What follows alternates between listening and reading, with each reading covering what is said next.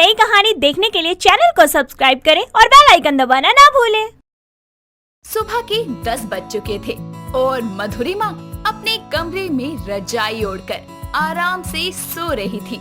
तो वहीं उसकी सास कमला अकेली घर का सारा कामकाज कर रही होती है, जिसे देखकर उसका छोटा बेटा कुणाल उसे बोलता है, माँ, आप घर का काम क्यों कर रही हैं? और भाभी कहाँ हैं? वो अपने कमरे में सो रही है। तुझे तो पता है ना कि जिस दिन उसका काम करने का मन नहीं होता उस दिन वो ऐसे ही 10-10, 12-12 बजे तक बीमारी का बहाना करके सोई रहती है। उसका काम करने में तब तक मन होता है जब तक उसे महंगी शॉपिंग करवाते रहो या ढेरों रुपयों की गड्डी उसके हाथों में दे दो। ना जाने भैया ने किस घड़ी में इस लालची भाभी से शादी की। जब देखो काम चोरी करती रहती है।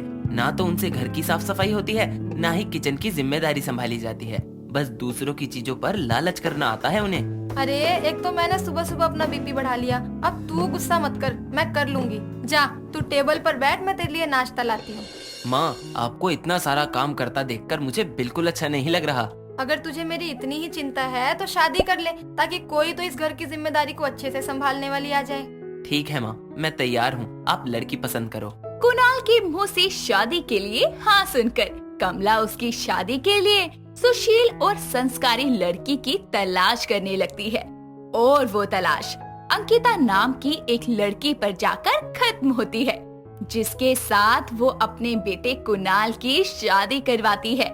और शादी के बाद अंकिता अपनी ससुराल आती है, जहाँ कमला उसका स्वागत करते हुए बोलती है, बहू, इस कलश को अपने शुभ कदमों से गिराकर अपने ससुराल में प्रवेश कर।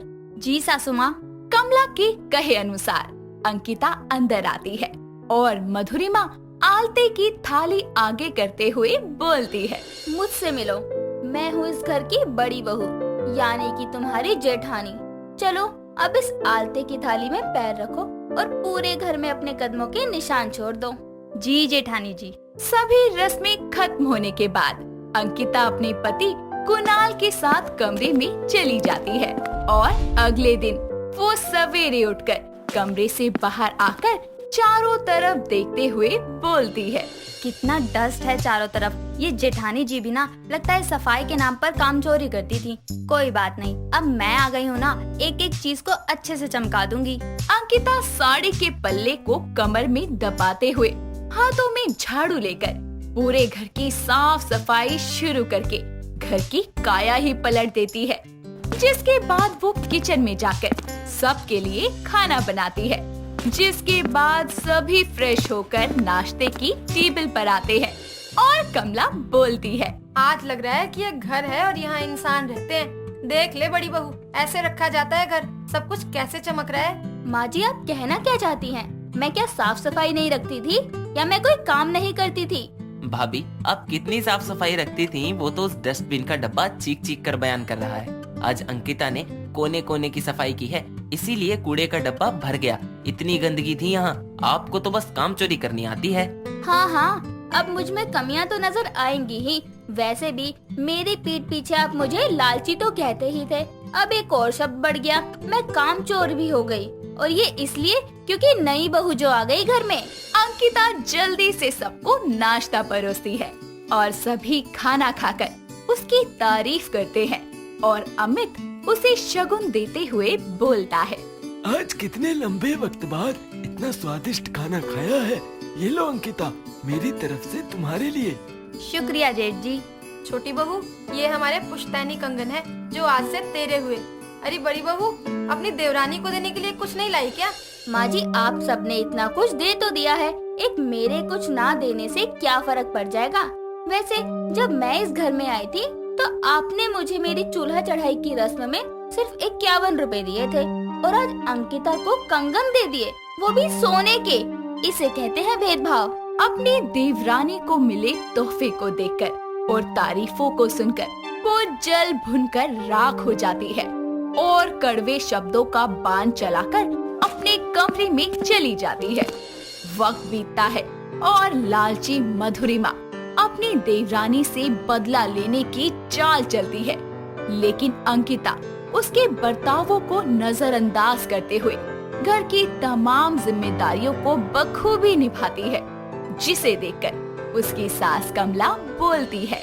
छोटी बहू, ये ले तिजोरी की चाबियाँ। आज से घर की जिम्मेदारी मैं तुझे सौंपती हूँ। पर माँ जी, ये जिम्मेदारी आप मुझे क्यों दे रही हैं? इसकी हकदार तो जेठानी जी है ना। जो इतने सालों में भी घर की जिम्मेदारियों को नहीं संभाल पाई, वो इन चाबियों का भार क्या ही उठाएगी छोटी बहू। इस जिम्मेदारी के काबिल तू ही है। माँ जी, इतनी भी जल्दी क्या है? देवरानी जी पर आंख बंद करके भरोसा मत कीजिए। कहीं ऐसा ना हो कि आपकी की जल्दबाजी का ये फैसला आप ही पर भारी पड़ जाए।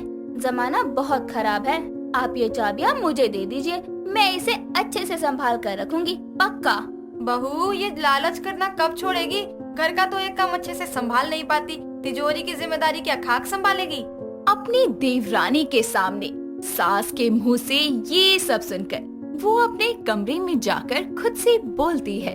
सारे इस देवरानी के नाम की कुछ ज्यादा ही माला जपे जा रहे हैं। इससे पहले कि ये अंकिता सब कुछ अकेले ही हड़प ले, मुझे कुछ तो करना ही होगा। मैं माँ जी को सब कुछ मेरी देवरानी पर नहीं लुटाने दूंगी।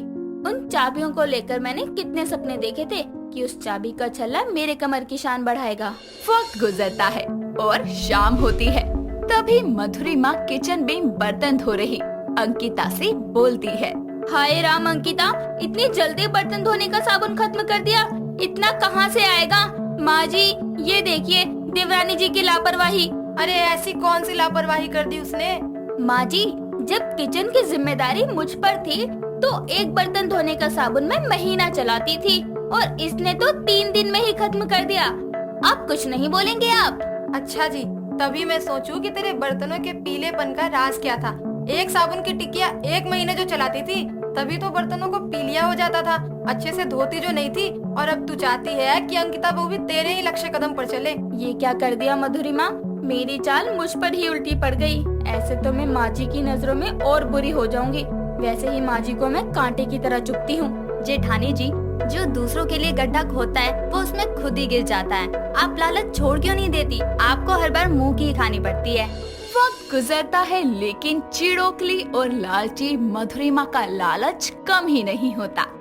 एक दिन कमला दोनों के लिए साड़ी लेकर आती है और बोलती है। अरे छोटी बहू, बड़ी बहू, कहाँ हो दोनों? जल्दी आओ।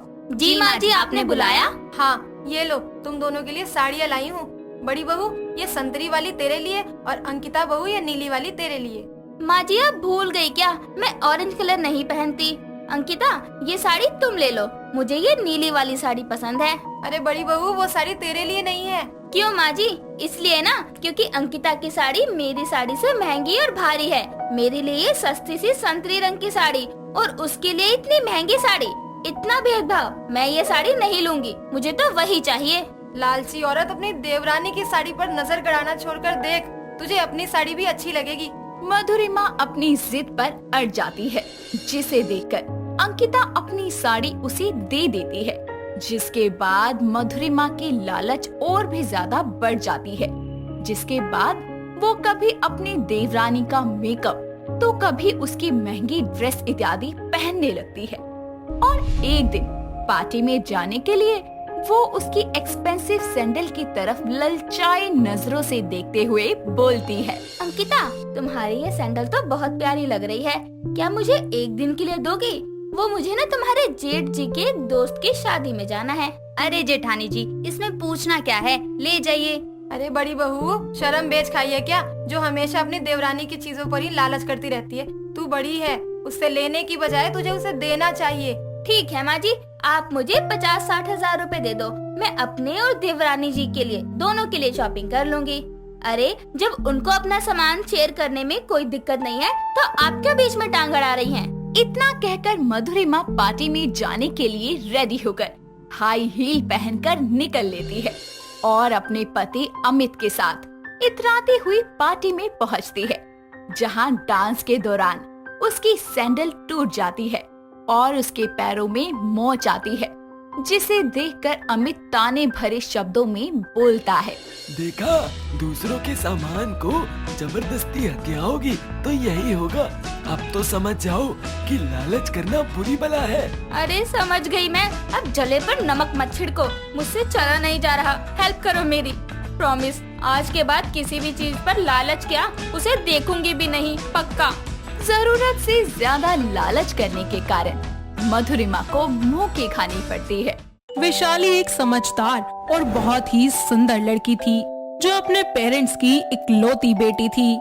वैशाली का जन्मदिन मनाने के बाद वो तीनों शिमला से लौट रहे थे कि आते वक्त उनकी कार का एक्सीडेंट हो गया, जिसमें उसके मम्मी पापा का देहांत हो जाता है और वो बच जाती है। इन सब के बाद वो अपने चाचा डब्बू और अपनी चाची भव्या के साथ ही रहती थी और वो दोनों उसे बहुत ज्यादा टॉर्चर किया करते थे। उसे घर में नौकरानी की तरह काम करवाते थे। ऐसे ही एक दिन भव्या से मिलने उसके दोस्त आशीष और स्नेह आते हैं। तभी भव्या कहती है, अरे ओ वैशाली बेटा, जरा जल्दी बाहर आओ, देखो मेरे दोस्त और उसके हस्बैंड आए हैं, जरा कुछ जूस और स्नैक्स लेते आना बेटा। ये लीजिए आप सब लोगों के लिए जूस।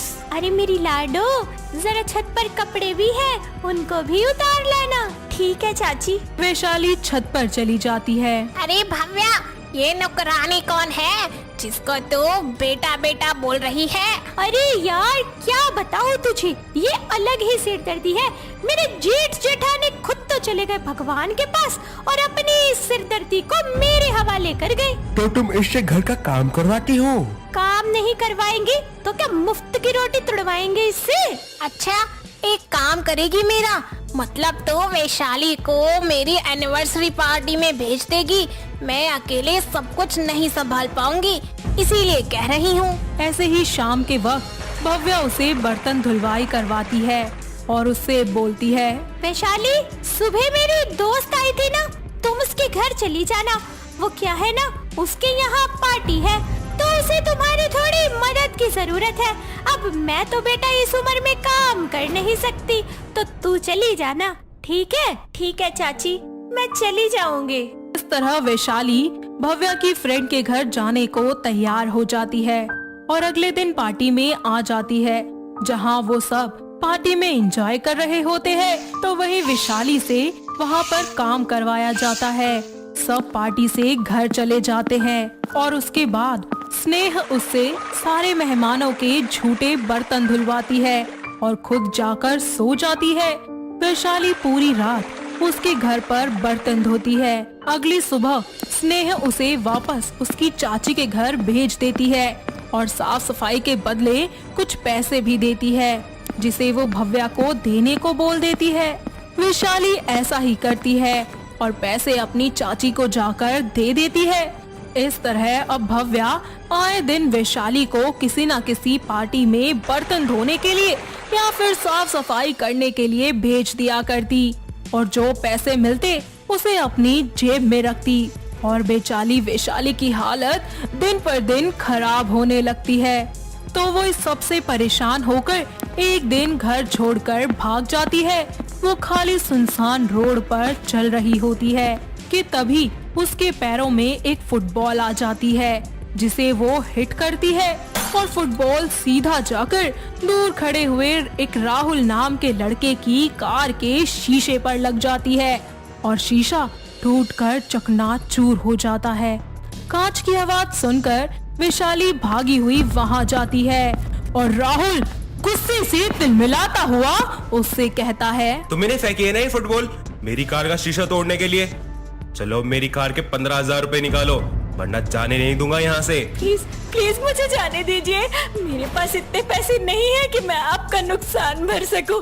अरे मेरे पास तो 2 वक्त की रोटी खाने के लिए भी पैसे नहीं है। अरे सब जानता हूँ मैं तुम जैसी लड़कियों को, भोली भाली बनकर जाना चाहती हो यहाँ से। मैं सच कह रही हूँ, मेरे पास पैसे नहीं है, बदले में तुम जो भी काम करवाओगे मैं सब कर दूंगी। ठीक है, तुम्हारे पास घर नहीं है ना? हाँ नहीं है। तो मेरे घर पर चलो और वहाँ जाकर तुम्हें काम करना पड़ेगा।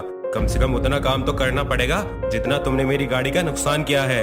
बोलो मंजूर है या फिर पैसे दोगी? नहीं नहीं, मैं काम कर लूंगी। कुछ देर बाद राहुल उसे अपने साथ अपने घर ले आता है, जहाँ वो अकेले ही फ्लैट में रहता था और उससे काम करवाता, खाना बनवाता, बर्तन साफ करवाता। इन सब के बाद वो फ्री होकर दोनों एक दूसरे से बातें भी किया करते, कभी कभी एक साथ खाना भी बनाते, कभी तो एक दूसरे से प्यार वाले झगड़े भी करने लगते।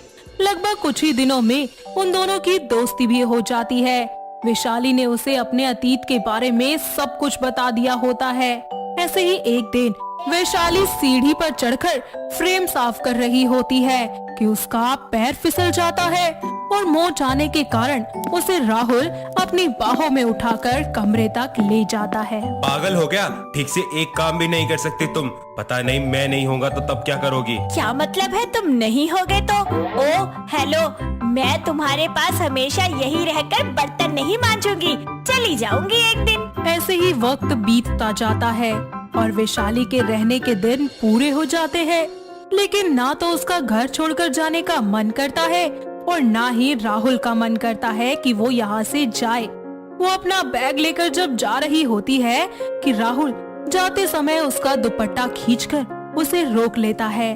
जैसे ही वैशाली पीछे पलटकर देखती है तो बोलती है, क्या हुआ? अब जाने भी दो मुझे, अब तो तुम्हारे नुकसान की भरपाई भी हो गई है। कार की भरपाई तो हो गई, लेकिन मेरे दिल की कौन करेगा? वैशाली, मैं तुमसे प्यार करने लगा हूँ, प्लीज मत जाओ।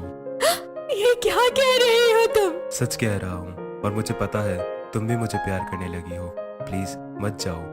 हाँ, मैं तुमसे बहुत प्यार करती हूँ राहुल। कुछ दिनों बाद वो दोनों मंदिर में एक दूसरे से शादी कर लेते हैं और राहुल उसे अपनी माँ से मिलवाने के लिए अपने घर ले जाता है, जहाँ उनका गृह प्रवेश करवाते वक्त उसकी माँ संतोष अपनी बहू की शक्ल देखकर कहती है, आय हाय राहुल, तूने किससे शादी कर ली बेटा? अरे मैंने तो कितनी शादी फंक्शन में इस लड़की को बर्तन धोते हुए, झाड़ू लगाते हुए, ये सब करते हुए देखा है। माँ, ऐसा नहीं है, ये बहुत अच्छी लड़की है। अरे तू चुप कर और इस लड़की को जहाँ से लेकर आया है वहाँ ले जाकर छोड़ दे। ये बात सुनकर वो चौखट से ही वापस बाहर की तरफ जाकर एक सीढ़ी पर बैठ जाती है और रोने लगती है। इतने में राहुल अपनी माँ को सारी बात बता देता है कि कैसे उसके चाचा चाची उसे परेशान किया करते थे उसके माँ बाप के जाने के बाद, और अपनी माँ को समझाता है कि वो उससे कितना ज्यादा प्यार करता है। इन सब के बाद संतोष बोलती है, जा और मेरी बहू को ले आ। अभी लाया माँ। वैशाली, माँ तुम्हें अंदर बुला रही है, चलो। तुम सच कह रहे हो? हाँ। वैशाली राहुल के साथ अंदर आती है और संतोष उन दोनों की आरती उतारकर उन्हें आशीर्वाद देती है और अपनी बहू को अपनाते हुए बोलती है, अब से तू मेरी बहू नहीं, मेरी बेटी बनकर रहेगी और मैं कोशिश करूंगी कि मैं तुझे तेरे माँ बाप जैसा प्यार दूं। थैंक यू माँ जी, आपने मेरे बारे में इतना सोचा। मुझे बहुत अच्छे पति और आप जैसी प्यारी सास मिली है, मैं बहुत भाग्यशाली हूँ। अरे माँ, मैं भी हूँ, कई सारा प्यार अपनी बेटी को ही ना दे दो। वक्त बीतता जाता है और एक खुशखबरी मिलती है कि वैशाली 2 बच्चों की माँ बनने वाली है। 9 महीने बाद वो एक बहुत ही ज्यादा सुंदर से बेटे और बेटी को जन्म देती है, जिसके बाद पूरा परिवार हंसी खुशी एक साथ रहने लगता है। कृतिका एक बहुत ही ज्यादा सुंदर और शांत स्वभाव की लड़की थी, पर कृतिका के बाल उससे भी ज्यादा सुंदर और बहुत ही ज्यादा लंबे घने थे। हालांकि कृतिका को अपने बालों से बहुत प्यार था, पर उसके बाल काफी लंबे और घने थे, जिससे वो उन्हें संभाल नहीं पाती थी और उसके बालों के सेवा उसकी माँ कमलेश किया करती थी। ऐसे ही एक दिन उसकी माँ घर पर नहीं होती और कृतिका को कॉलेज जाने में लेट हो रहा होता है, तो वो अपने बालों को बनाने की बहुत कोशिश करती है, पर उससे नहीं बन पाते और वो गुस्से में खुद से बोलती है, इन बालों को बनाते बनाते मेरे हाथों में दर्द होने लगा है, बहुत हो गया। अब जैसे है वैसे ही चल। वैसे भी तो बहुत लेट हो गई है, ऊपर से माँ का भी कुछ पता नहीं है, पता नहीं कब तक आएंगी। अरे क्या हो गया? क्यों अपने निर्दोष बालों पर गुस्सा निकाल रही है? आ गई मैं, ला बना दो तेरे बाल। आ गई आप? आपको पता है ना मुझे कॉलेज के लिए कितना लेट हो रहा है, ऊपर से ये बाल, मैं परेशान हो जाती हूँ माँ इन्हें संभाल संभाल कर। कब तक मैं तेरे बालों को संभालती रहूंगी? शादी के बाद कौन संभालेगा? हाँ, कुछ तो सीख ले। कमलेश जल्दी जल्दी उसके बालों को रफली हेयर बन बनाकर उसमें नोट लगा देती है और कृतिका जल्दी से अपना बैग लेकर कॉलेज के लिए निकल जाती है। जहां हर्षित नाम का एक लड़का उसके बालों का नोट निकाल देता है और कृतिका के सारे बाल खुल जाते हैं। बालों की क्वीन, अपने इन सिल्की लंबे घने बालों को खोला ना रखा करो। यहाँ बहुत मन चले हैं जो तुम्हारे आगे पीछे बस तुम्हारे इन अट्रैक्टिव बालों की वजह से घूमते हैं। और रियली? और तुम क्यों मेरे आगे पीछे कुत्ते की तरह पूंछ हिलाते घूम रहे हो? क्या तुम भी उन मंचलों में से एक हो? मैं तो तुम्हारा आशिक हूँ, पर मैडम है कि भाव देती ही नहीं। अब दीवाना करे तो क्या करे। तुम ही अपनी चापलूसी ना अपने पास ही रखो। कृतिका गुस्से में अपने बालों में नॉर्मल हेयर बैंड लगाकर वहाँ से चली जाती है और उसकी दोस्त विशाखा उससे बोलती है, क्या कृतिका, वो सच में तुझसे प्यार करता है और तू है कि जब देखो भाव खाती रहती है। बेचारा कितना शरीफ है वो। शरीफ? और वो? अरे किस एंगल से? हेलो मैडम जी, मुझे वो इंसान पसंद नहीं है। तुझे दिखाई नहीं देता क्या? वो रोज रोज मेरे बाल खोलकर मुझे कितना परेशान कर देता है। मैं तो भगवान जी से रोज दुआ करती हूँ कि वो इस कॉलेज से ही चला जाए। थोड़ी देर बाद दोनों अपने घर चली जाती हैं और अगले दिन फिर से कॉलेज आती हैं, जहां हर्षित कृतिका को कहीं भी दिखाई नहीं देता, जिससे वो उसे मिस करती है कि किस तरह वो रोज रोज उसके बालों को खोल दिया करता था। और उसके दोस्त नवीन से पूछती है, आज तुम्हारा वो सो कॉल्ड दोस्त नहीं आया? हाँ, उसकी तबीयत ठीक नहीं है। ये सुनकर कृतिका थोड़ी टेंशन में आ जाती है, जिस पर विशाखा उसके सामने गाना गाते हुए बोलती है, और तुझे प्यार हुआ अल्लाह मियाँ। क्यों मैडम, आप भी हर्षित को मन ही मन पसंद करती हो ना? ऐसा तो कुछ भी नहीं है, वो तो आज बस थोड़ी शांति थी तो इसीलिए पूछ लिया, दोस्त होने के नाते। दोस्त के नाते? कृतिका पूरे दिन बस उसी के बारे में सोचती रहती है और कॉलेज खत्म होने के बाद घर आ जाती है, जहां उसे पता चलता है कि उसके लिए एक बहुत ही अच्छे घर से रिश्ता आया है और कल लड़के वाले उसे देखने आ रहे हैं। ये सुनते ही वो बहुत ज्यादा उदास हो जाती है और अगले दिन लता अपने बेटे का रिश्ता लेकर कृतिका को देखने उनके घर आती है। जैसे ही कृतिका उसके सामने जाती है, वो हर्षित को देखती है और मन ही मन बहुत खुश और साथ में हैरान भी हो जाती है। पर कृतिका के घने और लंबे बाल देखकर लता बोलती है, ये असली बाल हैं, जरा छू कर देखूं। अरे ये तो असली बाल हैं। इसे खुले बालों में देखकर लग रहा है साक्षात लक्ष्मी माता खड़ी है मेरे सामने। जी हमें रिश्ता मंजूर है। अब बेटा आप दोनों अंदर जाकर बातें कर लो, जब तक हम लोग भी थोड़ी कुछ बातें कर लेते हैं। दोनों साइड में जाकर एक दूसरे से बात करते हैं तो हर्षित उससे बोलता है, देखा, भगवान भी यही चाहते थे कि तुम सिर्फ मेरी बनो, और बहुत याद आ रही थी ना तुम्हें मेरी। ऐसे ही कुछ दिनों में उन दोनों की शादी हो जाती है और शादी के बाद कृतिका अपनी बहू की सारी जिम्मेदारियां बखूबी निभाती है।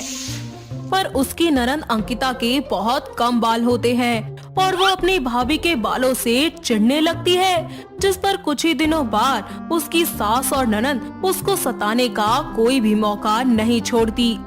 ऐसे ही एक दिन कृतिका अंकिता के सामने अपने बाल बना रही होती है, जिस पर अंकिता बोलती है, माँ देखो कैसे भाभी मुझे अपने बाल दिखा दिखा कर जला रही है। क्यों री करम जली, तेरे लंबे लंबे बाल हैं तो तू मेरी बेटी का मजाक बनाएगी? पर माँ जी मैंने कुछ नहीं किया। तो नास बेटी तू कहना क्या चाहती है? मेरी बेटी झूठ बोल रही है क्या? बेचारी कृतिका कुछ नहीं बोलती और रोते हुए वहाँ से चली जाती है। वो अपने बालों को बांधने की बहुत कोशिश करती है पर नहीं बांध पाती और एक दिन जब कृतिका सो रही होती है तो अंकिता उसके बाल काट देती है और जब कृतिका अपने छोटे कटे हुए बालों को देखती है तो वो बहुत रोती है और उसे ऐसा रोता हुआ देखकर हर्षित समझ जाता है कि ये सब कुछ उसकी बहन का ही किया हुआ है, तो वो उसे डांटना शुरू कर देता है। जिस पर लता उसे बोलती है, देखो तो जरा बीवी का चमचा कैसे बोले जा रहा है। अरे तेरी बीवी करमजली से बाल तो संभलते नहीं होंगे, इसने खुद ही काट लिया होगा अपना लंबा बाल और अब रो रो के मासूम बनने की कोशिश कर रही है। और मान लिया इसके लंबे लंबे बाल हैं, पर इसका मतलब ये तो नहीं कि मेरी बेटी ने इसके बाल काटे होंगे। माँ, आज आपके लाड़ प्यार की वजह से ही अंकिता बिगड़ रही है। आप मानो या न मानो, पर ये इसी का किया है। जरूर तेरी उस नास पीटी बीवी ने ही तेरे कान भरे होंगे, जब तू यहाँ आके कलमुहा मुंह चला रहा है। क्यों री करमजली, क्या खिलाया पिलाया है तूने मेरे बेटे को, जो तेरा जोरू का गुलाम बन चुका है? आप रहने दीजिए हर्षित जी, अब जो होना था वो हो गया। अब किसी के भी बोलने से मेरे बाल थोड़ी ना वापस आ जाएंगे। कृतिका अंकिता को हर्षित के गुस्से से बचा लेती है, जिसे देखकर अंकिता को अपनी गलतियों का अफसोस होता है और वो सब सच्चाई बताकर अपनी भाभी से माफी मांगती है। माँ, भैया, भाभी, प्लीज मुझे माफ कर दीजिए, ये सब मैंने ही किया। भैया, आपका शक बिल्कुल सही था। अरे तुझे शर्म नहीं आई क्या? यही संस्कार दिए हैं क्या मैंने तुझे? अरे भाभी है वो तेरी और इस घर की बहू। अरे अपनों से भी कोई जलता है क्या? बहू मुझे माफ करना, मैं अपनी बेटी की तरफ से तुझसे माफी मांगती हूँ। नहीं माँ जी, आप माफी मांगकर मुझे छोटा मत कीजिए। आप मेरी माँ समान है और अंकिता मेरी बहन जैसी है। आप दोनों मुझसे ऐसे माफी मांगेंगे तो मैं तो अपनी नजरों में खुद ही गिर जाऊंगी। कृतिका सारी बातों को भूलकर अपनी सास और ननंद को माफ कर देती है, जिसके बाद उसकी सास और ननंद उसके बालों की देखभाल करती हैं, बिल्कुल उसकी माँ कमलेश की तरह। जिससे कुछ ही महीनों में कृतिका के बाल पहले की तरह ही लंबे और घने हो जाते हैं और घर में भी सब कुछ बिल्कुल ठीक होता है। और साथ ही तीनों ननंद, भाभी और सास एक दूसरे के साथ में खुशी खुशी रहने लगती हैं। दोस्तों, अगर आपको ये कहानी पसंद आई तो इसे लाइक करें, शेयर करें और कमेंट करके बताएं कि कहानी में आपको सबसे अच्छा क्या लगा।